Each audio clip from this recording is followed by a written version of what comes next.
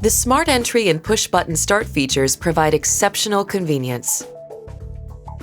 As long as the Smart Entry remote is within about 32 inches of the driver's or front passenger's door handle, or the tailgate, you can unlock it by simply touching the inside of the handle. Note that if you touch the handle when wearing gloves, the system may respond more slowly or may not unlock the doors at all. And if you don't want to take a glove off, you can always just push the unlock button on the remote.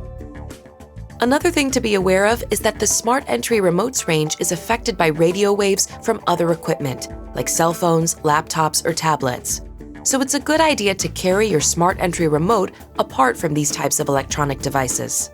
Once you're in the driver's seat, the engine can be started by just stepping on the brake pedal and pressing and releasing the engine start-stop button. There's no need to press the accelerator. The starting process will be completed automatically.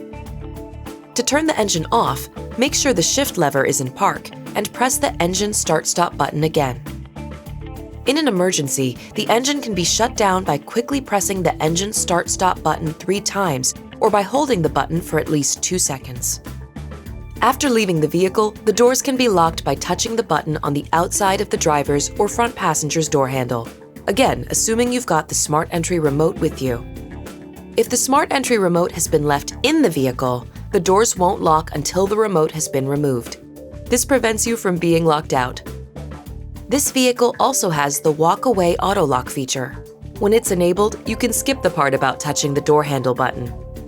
It's easy to set up, with the vehicle in park and the ignition on, and using the steering wheel mounted controls down here. Press the up or down arrow buttons to find vehicle settings in the multi-information display and press the Select Reset button. Then, select Door Setup. Next, choose Walk Away Auto Lock and select On. Then you're set to go. When you exit the vehicle with the remote and all the doors and the tailgate are closed, the vehicle will beep once while you're still close by.